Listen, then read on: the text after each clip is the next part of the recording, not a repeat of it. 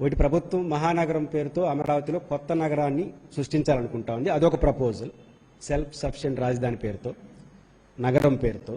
మాజీ ముఖ్యమంత్రి గారు అది వైబిలిటీ కాదు, మచిలీపట్నం, విజయవాడ, గుంటూరు ఆల్రెడీ ఎస్టాబ్లిష్డ్ అయిన నగరాలు ఉన్నటువంటి చుట్టూనే రాజధాని ఉండాలి, రాజధాని కార్యాలయ నిర్మాణంతో సరిపోతుందనేది వారు ప్రపోజ్ చేశారు.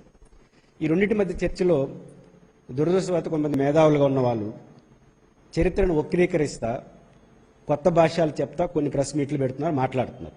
వారిలో పెద్దలు ఏబి వెంకటేశ్వరరావు గారు, నల్లమోతుల చక్రవర్తి గారు ఈ మధ్యకాలంలో ప్రెస్ మీట్లు పెట్టి మాట్లాడుతున్నారు. వారు ప్రధానంగా చరిత్రను వక్రీకరించే ప్రయత్నం చేస్తున్నారు. అమరావతికి వ్యతిరేకంగా కుట్ర జరుగుతున్నట్టు, ఇది ఈ రోజుది కాదు, స్వతంత్రం రాకముందు నుంచి, అంటే ఆంధ్ర రాష్ట్రం మద్రాసు నుంచి విడిపోయే నాటి నుంచి ఈ కుట్రలు కొనసాగుతున్నాయి, ఈ రోజు కూడా కొనసాగుతున్నాయని ఇంటర్ప్రిటేషన్ చేస్తున్నారు. దానికి వాళ్ళ చరిత్రను వక్రీకరించే స్థాయికి ఎంతవరకు వెళ్ళారు అంటే, మద్రాసు ఉమ్మడి ఆంధ్రప్రదేశ్లో మద్రాసు రాష్ట్రంలోనే విజయవాడ రాజధానిగా ఉండాలని తీర్మానం జరిగింది. కుట్ర చేసి అది కర్నూలు తీసుకెళ్లిపోయారు. ప్రైవేట్ కంపెనీలకు 50,000 కోట్లు, 1,00,000 కోట్ల రూపాయలు క్యాష్ ఇన్సెంటివ్ ఇస్తున్నారు. అమరావతికి అయ్యే జస్ట్ లైక్ 50,000 కోట్లు, ఓ 15,000 కోట్లు కేంద్ర ప్రభుత్వం ఇస్తుంది, ఎందుకు అంత రాద్దాసం చేస్తున్నారని రాంగ్ ఇంటర్ప్రిటేషన్ చేస్తున్నారు. ఈ విషయాల మీద సావధానంగా మాట్లాడాల్సిన అవసరం ఉంది. మనం రాయలసీమలో ఉన్నాం కాబట్టి ఇంతవరకే చర్చ పరిమితం కాకుండా రాయలసీమ పరిస్థితి ఏంటి, మావిగన్ ఓకే, అమరావతి ఓకే, అప్పులు ఓకే, అన్నీ ఓకే, బట్ ఈ మొత్తంలో రాయలసీమ ఏం కోరుకోవాలి, ఈ మూడు అంశాలను సమాజం ముందు ఉంచాలని ప్రభుత్వానికి విజ్ఞప్తి చేయాలని ఈ ప్రెస్ మీట్ యొక్క ప్రధాన ఉద్దేశం. వారు చెప్పినట్టు విజయవాడ రాజధాని కావాలని మద్రాసు అసెంబ్లీలో ఎలాంటి చర్చ జరగలేదు, జరగడానికి అవకాశం కూడా లేదు. అందుకు ఉదాహరణ అమరావతి రాజధానిగా ఆంధ్రప్రదేశ్ అసెంబ్లీలో తీర్మానమే ఉదాహరణ.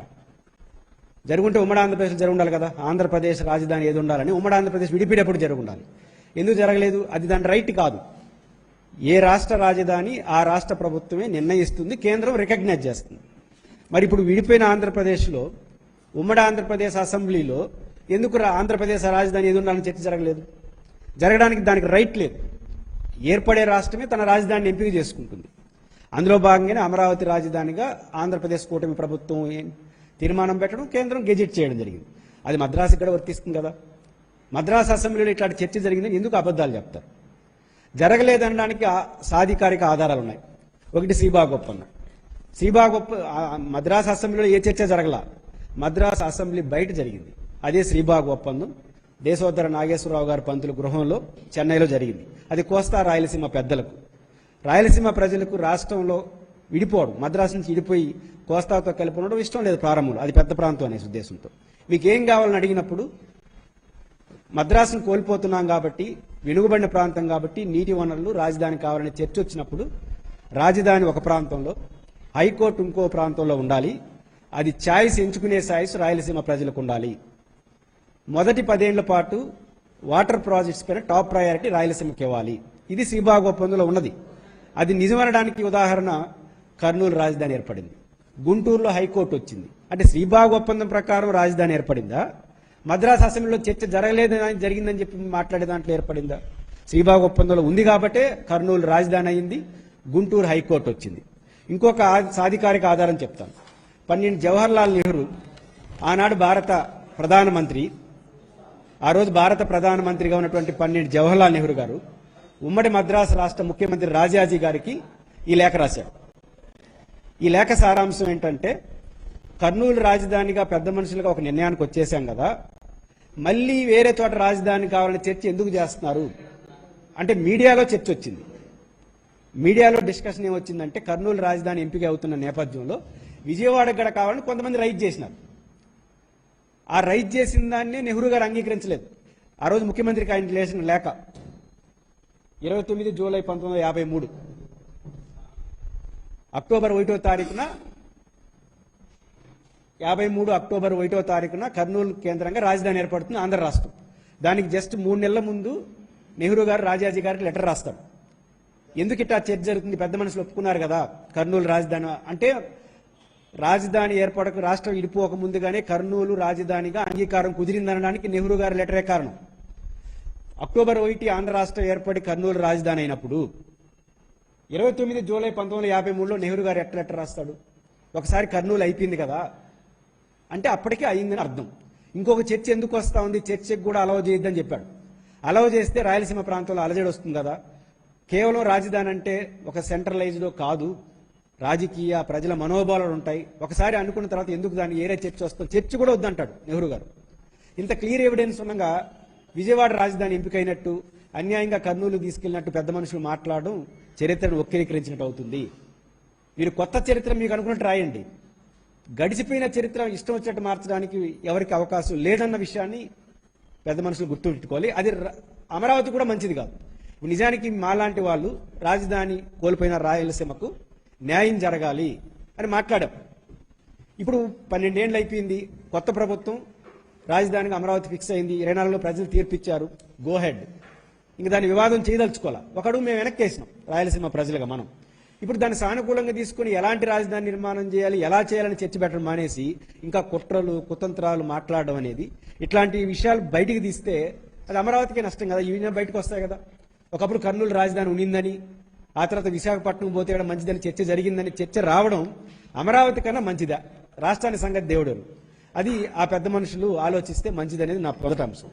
రెండోది, ఎంత రాంగ్ ఇంటర్ప్రిటేషన్ చేస్తున్నారంటే రాష్ట్ర రాజధాని ఎలా ఉండాలి, ఏ మోతాదులో ఉండాలని చర్చ నడుస్తోంది. ఇప్పుడు 2 చర్చలు, ఒకటి జగన్ గారి ప్రతిపాదన, 2 జగన్ గారి ప్రతిపాదన రాష్ట్ర ప్రభుత్వం యొక్క అమరావతి మహానగరం. ఇప్పుడు జరగాల్సిన చర్చ ఏంది, ఆ తరహా నగరాన్ని నిర్మించగలమా, ఆర్థిక పరిస్థితులు అనుకూలంగా ఉన్నాయా, ఒకవేళ నిర్మించినా ఆ నగరం సస్టైనబిలిటీ అవుతుందా అనేది ఇప్పుడు చర్చ జరగాలి. మనకున్న ఆర్థిక వనరులపైన చర్చ జరగాలి. ఈ చర్చ జరగాలంటే ఏబి వెంకటేశ్వర గారు లాంటి వాళ్ళు ఎందుకు పాత విషయాలు లేపుతున్నారంటే, ఈరోజు అమరావతిలో మహానగరం పేరుతో రాజధాని ఏర్పాటు చేయాలనే నిర్ణయానికి భిన్నంగా జగన్మోహన్ రెడ్డి గారు మావిగన్ పేరుతో ముందుకు రావడంతో ఆ చరిత్రని జగన్మోహన్ రెడ్డి గారి ప్రతిపాదన కుట్రగా కలిపేస్తున్నారు.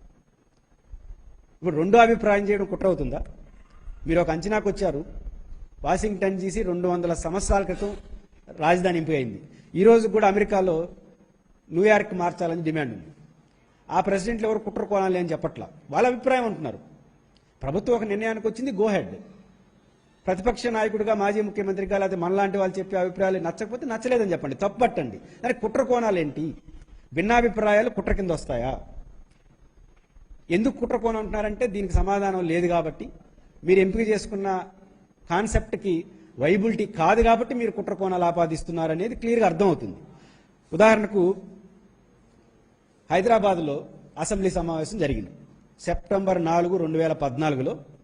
ఆనాటి ఉమ్మడి ఆ రాష్ట్ర ముఖ్యమంత్రి చంద్రబాబు నాయుడు గారు ఒక ప్రపోజల్ చేశారు, విజయవాడ చుట్టుపక్కల రాష్ట్ర రాజధాని ఉండాలి. ఇది తీర్మానం. ఫస్ట్ తీర్మానం 2014 సెప్టెంబర్ 4వ తారీఖున చంద్రబాబు నాయుడు గారు ముఖ్యమంత్రి హోదాలో విజయవాడ చుట్టూ రాజధాని ఉండాలి ప్రతిపాదన చేశాడు. ఆనాడు ప్రతిపక్ష నాయకుడు, ఈనాటి మాజీ ముఖ్యమంత్రి జగన్మోహన్ రెడ్డి గారు, మీరు చుట్టుపక్కల ఎక్కడైనా పెట్టుకోండి కానీ పెట్టిన చోట 30,000 ఎకరాలు ప్రభుత్వ భూమి ఉండాలన్నాడు. ఇప్పుడు అమరావతికి అసెంబ్లీ ఆమోదం జరిగినట్ట? అసలు స్పెసిఫిక్గా ఒక ప్రాంతం చెప్పారా మీరు? విజయవాడ చుట్టూ అని మీరు అన్నారు, విజయవాడ చుట్టూ ఎక్కడైనా పెట్టుకోండి కానీ 30,000 ఎకరాలు ప్రభుత్వ భూమి ఉండాలని జగన్ గారు అన్నారు. ఇప్పుడు ఎవరిని ఎవరు సమర్థించినట్టు? ఇది కదా తీర్మానం జరిగింది అసెంబ్లీలో. ఈరోజు నిజానికి విజయవాడ చుట్టూ రాజధాని ఉండాలన్న చంద్రబాబు గారి ప్రతిపాదనకి 100% సెట్ అయ్యేది మావిగన్నే. అమరావతి అనేది వెలివేషన్, అంటే ఒక రకం విజయవాడకి అవుటర్ కొత్త సిటీ అవుతుంది. కానీ మీరు కదా కొత్త చర్చ చేస్తున్నారు. కాబట్టి గతంలో ఏం జరిగిందనే చర్చ కన్నా ఇప్పుడు ఏం జరగాలనే చర్చ పెడితే ప్రభుత్వానికి అమరావతి రాజధాని కావాలని కోరుకునే వాళ్ళకి, బాగా మంచి నగరం కావాలని కోరుకునే వాళ్ళకి ఉపయోగపడుతుంది. వైబిలిటీ ప్రధానంగా చర్చ పెట్టాలనుకుంటాం. వైబిలిటీకి సంబంధించినంత వరకు అమరావతి నగరంలో రాజధాని నిర్మాణం జరగాలి. ఇక్కడ 2 కాన్సెప్ట్లు ఉన్నాయి, నగరం వేరు, రాజధాని వేరు. రాజధాని అనేది పరిపాలన అవసరాలు, అసెంబ్లీ, సెక్రటేరియట్, రాజ్భవన్, పరిపాలనకి ఏదైతే అది రాజధాని అంటారు. అది ఉన్న సిటీలో పెట్టుకోవచ్చు, కొత్తగా పెట్టుకోవచ్చు. కానీ ప్రభుత్వం నగరానికి వెళ్తా ఉంది, కొత్త మహానగరానికి వెళ్తా ఉంది. ఇది సాధ్యమా అన్నది ఇక్కడ ప్రశ్న. కొత్త మహానగరం వేరు, రాజధాని పెట్టుకోవడం వేరు. రాజధాని అనేది రొటీన్ అవసరాలు. అది విజయవాడలో పెట్టుకోవచ్చు, తిరుపతిలో పెట్టుకోవచ్చు, కర్నూలులో పెట్టుకోవచ్చు, విశాఖ ప్రభుత్వం ఇష్టం. విజయవాడ చుట్టూ పెట్టాలన్నారు పెట్టండి. కానీ మీరు మహానగరం కొత్తగా నిర్మించాలంటే వైబిలిటీ ఎక్కడుంది? ఫస్ట్ ఫైనాన్షియల్ వైబిలిటీ చూద్దాం. 33,000 ఎకరాల ప్రభుత్వం రైతుల నుంచి ల్యాండ్ పూలింగ్ తీసుకుంది. దాదాపు 21,000 వాగులు వంకలు అన్ని కలిపి ఇంకొక ప్రభుత్వ భూమి ఉంది. మొత్తం 54,000 ఎకరాల భూమి ఉంది. దీంట్లో అమరావతి రైతులతో కుదుర్చుకున్న ఒప్పందం ఏంటంటే సంవత్సరానికి 50,000 రూపాయలు ఒక ఎకరాకి కౌలు ఇవ్వాలి. అదేవిధంగా రిటర్నబుల్ ప్లాట్స్ 100 సెంట్లు ఎకరా భూమి ఇస్తే 27 సెంట్ల నుంచి 24 సెంట్ల లోపు వరకు 3 ప్లాట్లు ఇవ్వాలి. అంటే 1,09,000 ప్లాట్లు రైతులకు రిటర్న్ ఇవ్వాలి. ఇప్పుడు అమరావతి రైతు కౌలు ఈ సంవత్సరం ఎంతో తెలుసా? ఎకరాకి 95,000. అంటే 10% హైక్ చేసుకుంటా పోవాలి. ఇప్పుడు 4,500 కోట్ల రూపాయలు కౌలు ఇచ్చాం, ఇవ్వాలి కూడా. ఎందుకంటే రైతు నీ భూమి ప్రభుత్వానికి ఇచ్చేసిన తర్వాత అతను బతుకు తెరిగిపోయింది. ఆ విషయం నేనేం తప్పట్ను. ఎంతకాలం ఇవ్వగలం, ఎంతకాలం నగనాన్ని నిర్మించగలం, ఇది మా ప్రశ్న. రైతుకి ₹1,00,000 కాదు 2 లక్షలు ఇచ్చినా స్వాగతిస్తాం. కానీ ఎంతకాలం ఇవ్వగలము? మీరు మహానగరం నిర్మించేంత వరకు వాళ్ళు ఫ్లాట్లు తిరిగి ఇవ్వనంత వరకు ఇచ్చుకుంటా పోతే ఎన్ని వేల కోట్లు అవుతుంది? ఇది ప్రశ్న. అంతే తప్ప ఇవ్వడాన్ని ఎవరు తప్పట్టట్లేదు. వాళ్ళ ప్రాణం మనకి ఇచ్చేశారు కాబట్టి, వాళ్ళ బతుకు తెరువు అది కాబట్టి. ఈ 50,000 4,000 ఎకరాలని ఫస్ట్ ప్రభుత్వం చేయాల్సింది వాళ్ళకి రిటర్నబుల్ ప్లాట్లు ఇవ్వాలి. నేను తిరుపతిలో రియల్ ఎస్టేట్ చేస్తున్న వాళ్ళందరినీ అడిగినాను. మినిమం డైవర్షన్కి రోడ్లు, విద్యుత్తు వేయాలి కదా. ప్లాట్లు, కమర్షియల్ ప్లాట్ ఏది, మామూలు ప్లాట్లు తెలియాలంటే దీనికి అక్షరాల తిరుపతిలో వేసే వెంచర్ను చూసుకున్నా లక్ష కోట్లు అవుతుంది. 54,000 ఎకరాలకి 1,00,000 కోట్లు అవుతుంది. అంటే అమరావతి రైతులకి ఇవ్వాల్సిన 109 ప్లాట్లు, 9,000 ప్లాట్లు, ప్రభుత్వం ఉంచుకోదలుచుకున్న భూమి, మరియు సెల్ఫ్ సఫిషియెంట్ రాజధాని అంటే ఇంకో 5,000-6,000 ఎకరాలు మిగులుతుంది. దాని ప్లాట్లేసి అమ్మాలి, 1,00,000 కోట్లు వస్తుంది. అవి జరగాలంటే ఫస్ట్ ఇది జరగాలి కదా, ప్లాట్లు డివిజన్ జరగాలి కదా, 1,00,000 కోట్లు అవుతుంది. పాలవాగు, గ్రావిటీ కెనాల్, కొండవీటి వాగు, ఈ 3 వాగుల నుంచి కొత్తగా ఏర్పడే నగరానికి వరద నివారణ కోసం ప్రపంచ బ్యాంక్ ఇచ్చిన నివేదిక ప్రకారం 8,000 కోట్లు ఖర్చు పెడుతున్నారు. డ్యామ్స్ అవన్నీ ఎత్తిపోతల పథకానికి. ఇంకా రాజధాని నిర్మాణం తర్వాత మినిమం ఏర్పాటుకే 1,00,000 నుంచి 1,20,000 కోట్లు తిరుపతి లెక్క ప్రకారం, చంద్రబాబు గారి లెక్క ప్రకారం 2,00,000 కోట్లు అవుతుంది. ఇదైతే ఫస్ట్ ప్రభుత్వం పెట్టాలా వద్దా? ఇన్ని కోట్లు పెట్టే పరిస్థితి ఉందా? ప్రభుత్వం చెప్పాలి. ఇట్లా పెట్టే క్రమంలో మొదటి దశగా 15,000 కోట్ల రూపాయలు ప్రపంచ బ్యాంక్ నుంచి అప్పు తీసుకొచ్చారు. ఇక్కడ నల్లమోతుల చక్రవర్తి గారు వారు ఏం చెప్తారంటే, ఒక ప్రైవేట్ కంపెనీకి 40,000-50,000 కోట్లు ఇన్సెంటివ్స్ ఇస్తున్నారు కదా, లేదా ఇంకొక జిందాల్కో, HCLకో రాంటి ప్రైవేట్కి 40,000 కోట్లు 50,000 కోట్లు సబ్సిడీస్ ఇస్తున్నారు కదా, క్యాష్ సబ్సిడీస్. రాజధానికి కూడా ఇస్తే తప్పేంటి? 65,000 కోట్లు 50,000 కోట్లు ఇస్తే తప్పేంటి? 15,000 కోట్లు కేంద్రం ఇచ్చేసిన అంటున్నాడు. ప్రైవేట్ కంపెనీకి సబ్సిడీ ఇస్తాం అంటే వచ్చే ఇన్కమ్ని కోల్పోతాం. ఉదాహరణకి ట్యాక్స్లు అవన్నీ కోల్పోతాం. రాజధానిలో పెట్టేది మినహాయింపులా డబ్బు తీసుకొచ్చి పెట్టాలన్నా? కన్స్ట్రక్షన్కి అంతా డబ్బులు ఖర్చు పెట్టాలి కదా. 1,00,000 కోట్లు బడ్జెట్ నుంచి కేటాయించాలి. ప్రైవేట్ కంపెనీలకు ఇచ్చేదేంటి? రాబోయే పన్నులు తగ్గించుకుంటాం ఇన్సెంటివ్ రూపంలో. అంటే వాడు 10 రూపాయలు పన్ను కట్టాలంటే మనం పన్ను ఫ్రీ ఇస్తాం. దీనికి డబ్బు చెల్లించడానికి ఏమైనా పంతులు ఉందా? ఆర్థికవేత్తలు అట్లా మాట్లాడచ్చా? 15,000 కోట్ల రూపాయలు ప్రపంచ బ్యాంకు అప్పు తీసుకొస్తా ఉంటే అది కేంద్ర ప్రభుత్వం ఇచ్చేస్తుందని అబద్ధాలు చెప్తున్నారు. 15,000 కోట్లకు 8.5% వడ్డీతో ప్రపంచ బ్యాంక్ నుంచి డాలర్ రూపంలో తీసుకొస్తున్నాం. దీనికి కేంద్ర ప్రభుత్వం షూరిటీ, భారతదేశం అవతల ఏ రాష్ట్ర ప్రభుత్వం అప్పు తీసుకురావాలనుకున్నా దానికి మస్ట్ అండ్ షుడ్ కేంద్ర ప్రభుత్వం అష్యూరెన్స్ ఇవ్వాలి. ఆ రొటీన్ ప్రాసెస్లో బాగా 15,000 కోట్లు తీసిచ్చారు. దీనికి వడ్డీ 8.5%. దీనికి అయ్యే ఖర్చు, దీని రిటర్న్ మనం 20 ఏళ్ల పాటు 15,000 కోట్లకి ప్రతి సంవత్సరం 1,275 కోట్లు వడ్డీ కట్టాలి. 20 ఏళ్ళలో చెల్లించాలని ఒప్పందం ఉంది. మనం అపార్ట్మెంట్ కొన్నోళ్ళందరూ తెలుసు, 30 లక్షలు అప్పు తీసుకుంటే 60-70 లక్షలు కడతాం. ఎంత కట్టాలో తెలుసా? 40,000 కోట్లు కట్టాలి. 20 ఏళ్ళలో ఈ 15,000 కోట్ల రూపాయలు ప్రపంచ బ్యాంక్ నుంచి తీసుకొచ్చిన అప్పుకి మనం 20 ఏళ్ళలో కట్టబోయేది 40,000 కోట్లు. ఆ లెక్కలు ఆ పత్రాలు బయట పెడితే అసలు విషయాలు బయటకు వస్తాయి. డాలర్ రూపాయి పెరిగితే మనం డాలర్లో తిరిగి చెల్లించాలనుకుంటే ఎవ్రీ ఇయర్ 10% పెరిగిపోతా ఉంది, ఇంకా అదనం అవుతుంది. అంటే ఇప్పుడు 15,000 కోట్లకి ఎంత అయినప్పుడు ఇంకా 50,000 కోట్లు 1,00,000 కోట్లతో ఖర్చు ఖర్చుకి ఇంకెంత అవుతుంది? కాబట్టి ఇంత ఖర్చు పెట్టే స్థితిలో ఆంధ్రప్రదేశ్ బడ్జెట్ ఉందా? ఇది మొదటి ప్రశ్న. ఒకవేళ పెట్టారు, నగరాల యొక్క సస్టైనబిలిటీ ఏంటి? 2 అనుభవాలు చెప్తాను. ఒకటి, చండీగఢ్ ప్లాన్డ్ సిటీ 60 ఏళ్ల క్రితం ప్రారంభించారు. 2 అభివృద్ధి చెందిన రాష్ట్రాలకి రాజధాని, హర్యానా అండ్ చండీగఢ్, పంజాబ్ కేంద్ర పాలిత ప్రాంతం. 60 ఏళ్ళయింది. ఈరోజు దాని జనాభా 11 లక్షలు, గుంటూరుతో సమానం. నోయిడా, నయా రాయ్పూర్ ఉంది, 20 ఏళ్ల క్రితం ప్రారంభించారు. ఈరోజు దాని జనాభా 6 లక్షలు. అంటే మన కొత్త నగరం, హైదరాబాద్ మించిన నగరం, భారతదేశంలో నెంబర్ 1 నగరం, ప్రపంచంలో టాప్ 5 అని అంటున్నాం కదా, ఎప్పటికి సాధ్యం? అంతవరకు ప్రభుత్వం ఖర్చు పెట్టుకుంటూ ఉండాల్సిందేనా? ఇది మొదటి ప్రశ్న, ప్రభుత్వం ఆలోచించాలి. రెండవది, ఒకవేళ అప్పులు చేసేస్తాం, అన్ని ఇబ్బందులు పడతాం, వనరులు అన్నింటినీ ఖర్చు పెట్టేస్తాం, గుడ్, నగరం నిర్మించేస్తాం, వాటి అనుభవాలు ఏంటి?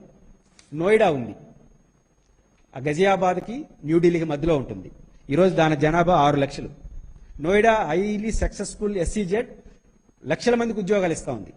తమాషా ఏంటంటే ఆడు ఉద్యోగం చేస్తున్నాడు, సాయంత్రం ఢిల్లీ పోతున్నాడు, గజియాబాద్కి పోతున్నాడు, ఆడు కూడా ఉండట్లేదు. 40% అపార్ట్మెంట్లు ఖాళీగా ఉన్నాయంటే ఇప్పటికి కూడా.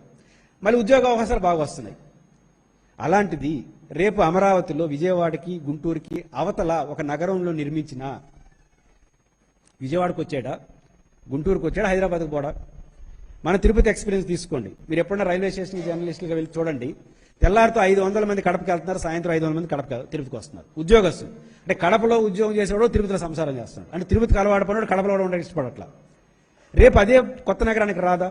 Best example Lavasa.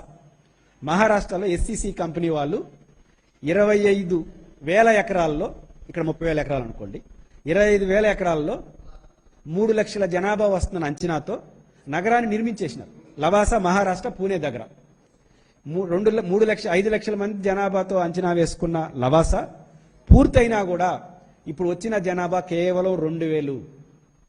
నగరం అయిపోయింది, 2,000. మన మహారాష్ట్ర అనుభవం ఇప్పుడు అది క్రైసిస్లో పడింది. అంటే నూతన నగరానికి ఈ పరిమితులు ఉన్నాయని ప్రపంచంలో ఉంది. మీరు ఏదైనా మంచి ఉదాహరణ చెప్పండి, ప్రపంచంలో ఎక్కడైనా నూతన నగరం సాధ్యమైంది, సక్సెస్ఫుల్గా నిలబడింది. ఇట్లాంటి దశలో ఉన్నప్పుడు నూతన నగరానికి వెళ్ళవద్దు.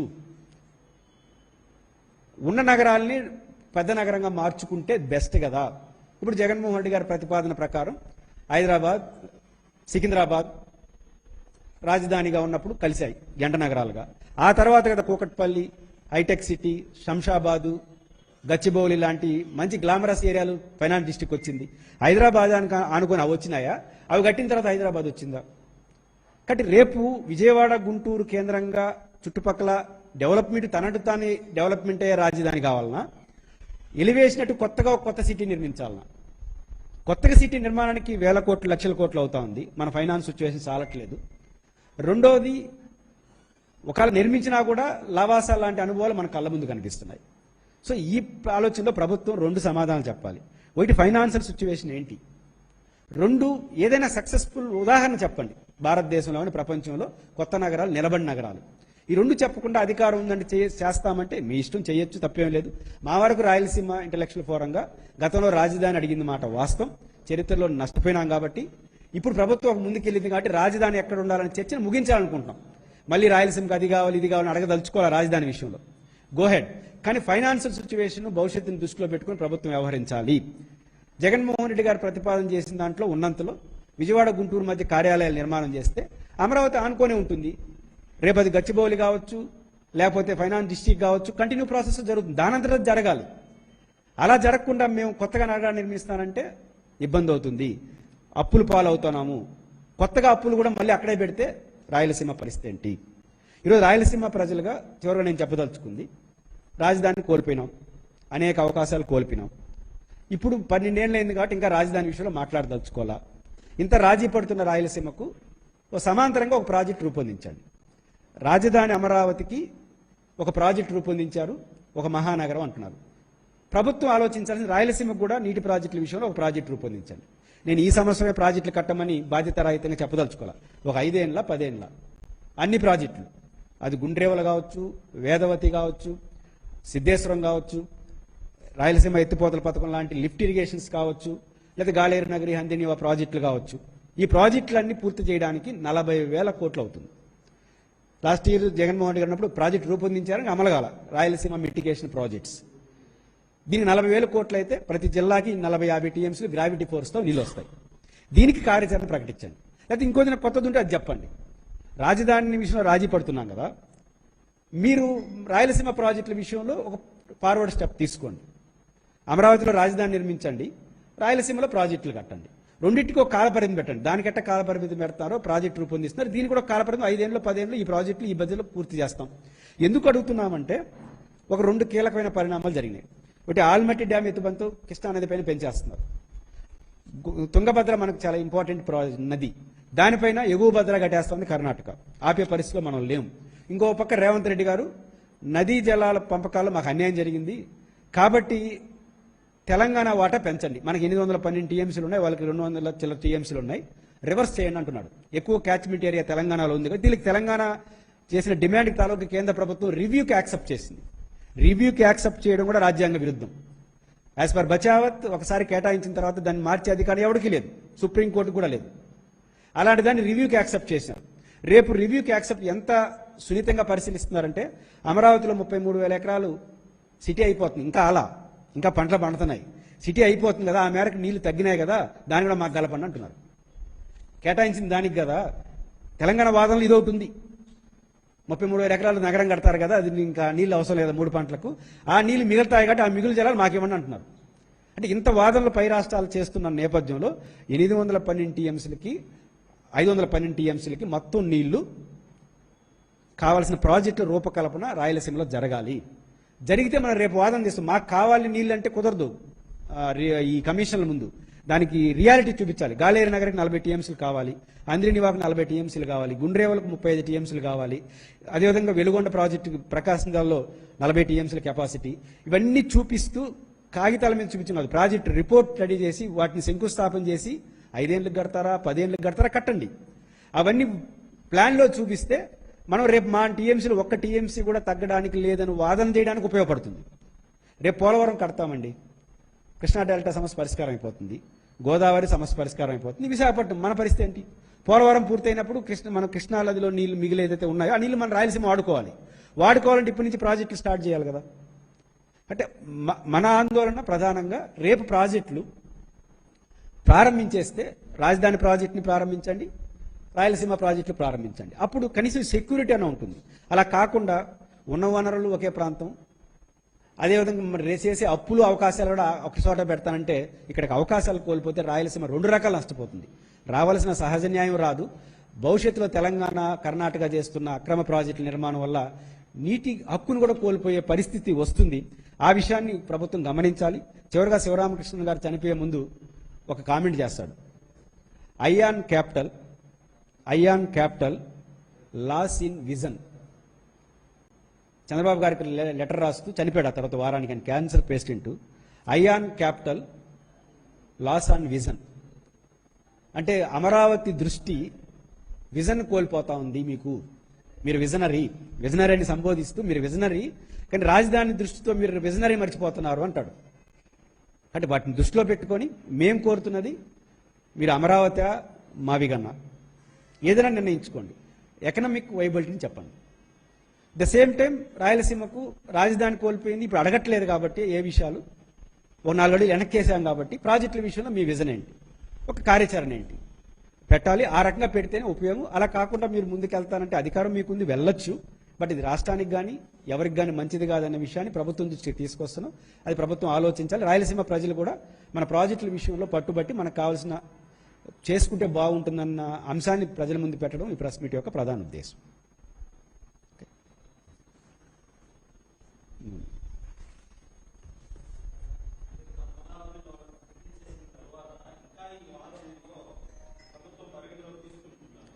నేను అమరావతిలో రాజధాని, అమరావతి అనేది 20 కిలోమీటర్లకు అవతల, దేనికి విజయవాడకి.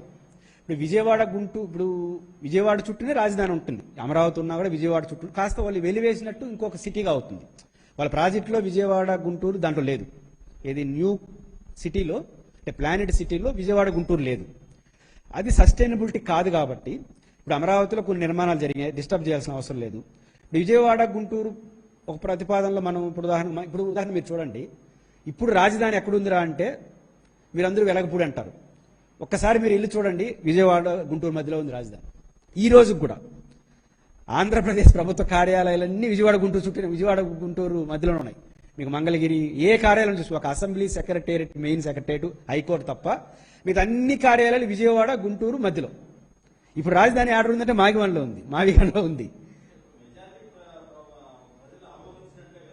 Acceptable acceptable.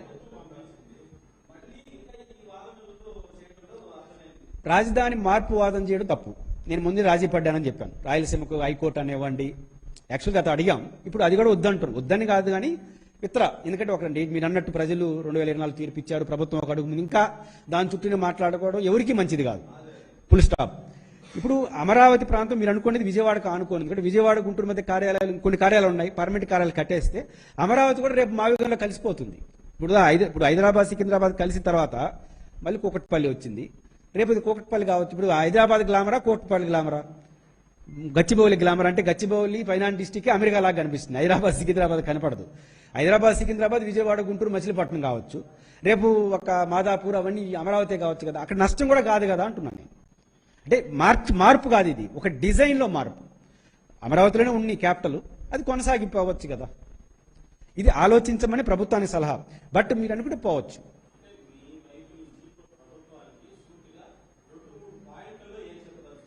నెంబర్ 1, నగరం దానంతట తాను అభివృద్ధి అయ్యే విధంగా మార్పులు చేసుకోండి. నగరం నిర్మాణానికి 1000 కోట్లు ఖర్చు పెట్టద్దు. రాజధాని నిర్మాణానికి అవసరమైన కోట్లు ఖర్చు పెట్టండి. రాజధాని నిర్మాణానికి ఎంత అవుతుందో అంత ఖర్చు పెట్టండి. రాజధాని మీన్స్ అసెంబ్లీ కార్యాలయాల ఏర్పాటు వరకు ఎంత ఖర్చు అయితే అంత పెట్టండి. రాజధానికి నగరం కొత్తగా నిర్మిస్తున్నారు కదా, దానిపైన వద్దు. దానంతట తాను అభివృద్ధి అయ్యే విధంగా డిజైన్ మార్చుకోండి. ఆ అదనపు అవకాశాలు ఏదైతే అప్పులు చేస్తున్నాం కదా, అప్పులు రాయలసీమకు పెట్టండి. యా, ఇప్పటి వరకు మహారాష్ట్ర క్యాపిటల్, మనకు భారతదేశంలో ప్రపంచంలో క్యాపిటల్ ఏ క్యాపిటల్ అయినా ప్రపంచంలో ఏ నగరమైనా తనంతట తాను అభివృద్ధి చెందింది, ప్రభుత్వం అనుసంధానం చేసుకునింది. కొత్తగా ఒక నగరం మహానగరం అనేది ప్రపంచంలో సస్టైనబిలిటీ కాల.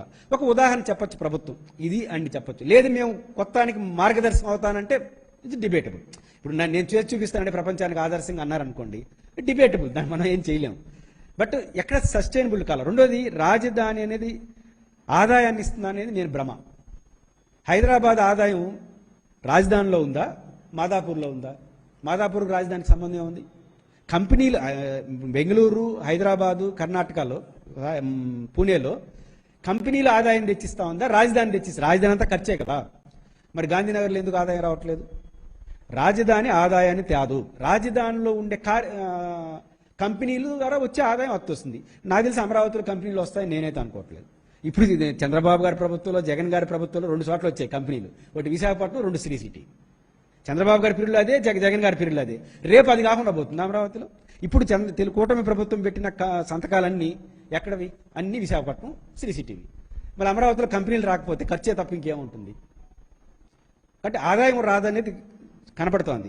అడ్మినిస్ట్రేషన్ క్యాపిటల్గా పెట్టుకోండి, కొంత డిజైన్ మార్చుకోండి. మీరు అడిగిన మూడు నెంబర్ 1, కంటిన్యూ ప్రాసెస్లో నగరం కావాలి. దానికోసం నగరం కోసం ఖర్చు పెట్టద్దండి, రాజధాని కోసం ఖర్చు పెట్టుకోండి.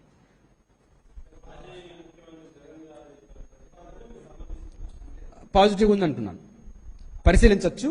ఎందుకంటే ఒక కార్యాలయ నిర్మాణం వరకే రాజధానికి అవుతుంది. ఒక 10,000 కోట్లు ఎంతనా కావచ్చు. ఈ ప్రభుత్వం కూడా 10-15 కోట్లు అంచనా. అసెంబ్లీ సెక్రటరియట్ ఈ ప్రభుత్వం కూడా 15-20 వేల కోట్లతో అంచనా వేస్తా ఉంది కార్యాలయ నిర్మాణం కోసం.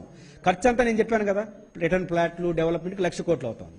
అక్కడ ఖర్చు ఎక్కువ అవుతుంది. రాజధాని నిర్మాణానికి ఖర్చు కావట్లా, నగరానికి ఖర్చు అవుతుంది. అది తగ్గించుకోమని అంటున్నాం.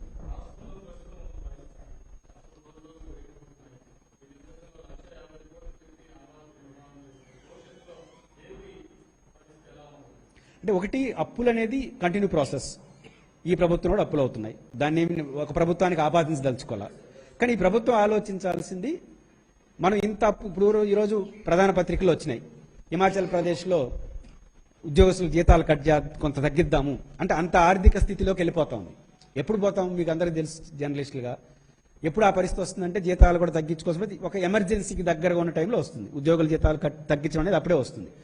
అలాంటి ప్రతిపాదన ఈరోజు కొన్ని మీడియా సంస్థలు హిమాచల్ ప్రదేశ్ నుంచి పెడుతున్నాయంటే, ఆంధ్రప్రదేశ్ పెట్టట్లేదు కానీ ఆ పేరు చెప్తున్నారంటే ఎక్కడ ఆలోచించమనే కదా. ఆంధ్రప్రదేశ్ అప్పులు జిఎస్టీబీలో 60% జయప్రకాష్ నారాయణ గారు చెప్పినట్టు. మనతో పోల్చుకుంటే తక్కువ హిమాచల్ ప్రదేశ్ జిఎస్టీబీలో. వాళ్ళే పోయినారంటే రేపు మన పరిస్థితి ఏందో ఆలోచించమంటున్నారంటే రేపు ఆంధ్రప్రదేశ్లో ఏడా చర్చ వస్తుందనే కదా. అట్లాంటి దశలో ఉన్న రాష్ట్రం కొత్త నగరానికి పోవచ్చా? నేను అంటుంది కొత్త నగరం పెట్టుకోవడం మన ఇష్టం, బట్ ఫైనాన్స్ సిచ్యువేషన్ దానికి అలౌ చేయట్లేదు కదా. చేయనప్పుడు బలవంతంగా పోతే దాని పర్యవసానాలు మరింత ఇబ్బందిగా ఉంటాయి కదా. అదే శివరామకృష్ణ గారు కూడా చెప్పింది చంద్రబాబు గారికి లెటర్లో. నేను ఇంతకుముందు చెప్పిన పాయింట్తో పాటు నాయుడు గారు 4 అడుగులు వెనక్కేయండి, రాజధాని నగరాల నిర్మాణాలు అనేది రాచరిక పోకడలు, ఆయన రాసిన పదం, నేను అనట్లేదు, రాచరిక పోకడలు. ఈరోజు ఆంధ్రప్రదేశ్కి కావాల్సింది ప్రాంతాల మధ్య సమతుల్యత. అలా కాదని ఆంధ్రప్రదేశ్ శక్తి సామర్థ్యాలను, వనరులను రాజధాని ప్రాజెక్టు పేరుతో ఖర్చు చేయడం అంటే ఆత్మహత్య సదృశ్యం అవుతుంది. ఆయన చంద్రబాబు గారి లెసన్లో పదాలు వాడుతున్నారు. నగరానికి పోవద్దు అంటాడు, మేము కూడా ఆయన సజెషన్ కరెక్ట్ అంటున్నాం. ఇంకా ప్రభుత్వం ఇష్టం.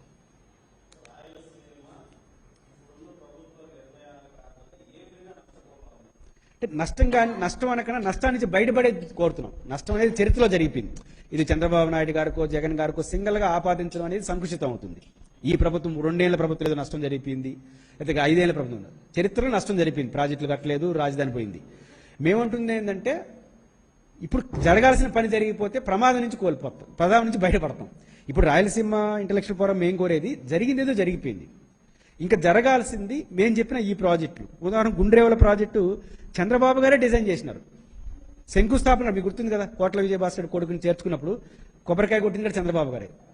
మరి ఇప్పుడు 2 ఏళ్ళు అయింది, స్టార్ట్ చేయండి అంటున్నాను.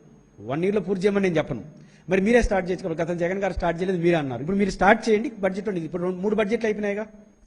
2 సంవత్సరాలు అయినా 3వ బడ్జెట్ పెట్టేసినారు, రూపాయి కేటాయించాల. మిగతా 2 బడ్జెట్లు ఏం కేటాయిస్తారు? 10,000 కోట్లు కావాలి. ఇస్తే సగం కర్నూలు సస్యశ్యామలం అయిపోతుంది. అదేవిధంగా సిద్ధేశ్వరం. అంటే ప్రాజెక్టులు ఎప్పుడైనా కట్టచ్చు, కానీ లేట్ అయితే రాయలసీమకు హక్కు కోల్పోతామని. ఇది ఈ ప్రభుత్వం నుంచి మేము కోరేది, జరగబోయే ప్రమాదం నుంచి బయటపడమని.